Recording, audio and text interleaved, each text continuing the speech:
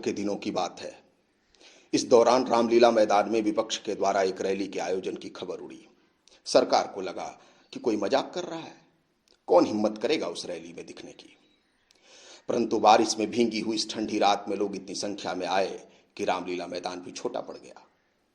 देर रात तक असंख्य जनता उस महान वक्ता के भाषण की प्रतीक्षा में ठिठुरती रही और सरकार की कोप दृष्टि को चुनौती भी देती रही।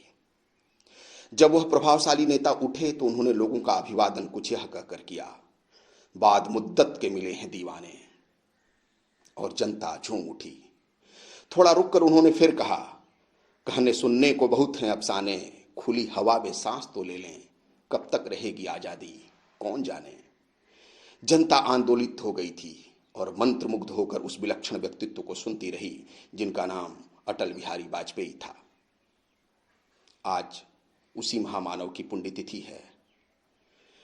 उस युग पुरुष को कभी मनमोहन सिंह ने भारतीय राजनीति का भीष्म पितामह करार दिया था। भारतीय राजनीति के अजात शत्रु अटल जी के अविवाहित रहने से जुड़ा एक दिलचस्प किस्सा भी आपके सामने रखता हूं। मैं अविवाहित जरूर हूं लेकिन कुंवारा नहीं कहने वाले अटल बिहारी वाजपेयी के माता पिता को भी उनके युवा होने पर शादी की चिंता हुई तो वे उनके लिए लड़की देखने लगे।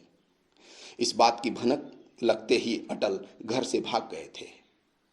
शादी करने से बचने के लिए अटल ने अपने दोस्त गोरेलाल त्रिपाठी के घर में खुद को बंद कर लिया था। उन्होंने 3 दिन तक कमरे में खुद को बंद कर रखा था। बात सन 1940 की है। उस वक्त वाजपेयी कानपुर के डीएवी कॉलेज से पीजी की पढ़ाई कर रहे थे। शादी न करने के लिए अटल बिहारी वाजपेयी घर से भागकर रायपुर भी गए थे। दोस्त के पूछने पर अटल ने कहा था कि वो अपनी जिंदगी देश के नाम करना चाहते हैं, वे शादी करके किसी को तंग नहीं करना चाहते। कवि हृदय और महान राजनीतिज्ञ युग पुरुष अटल जी की पुण्यतिथि पर सादर सत नमन करते हुए कुछ इन शब्दों में हम भावभीनी श्रद्धांजलि व्यक्त करते हैं।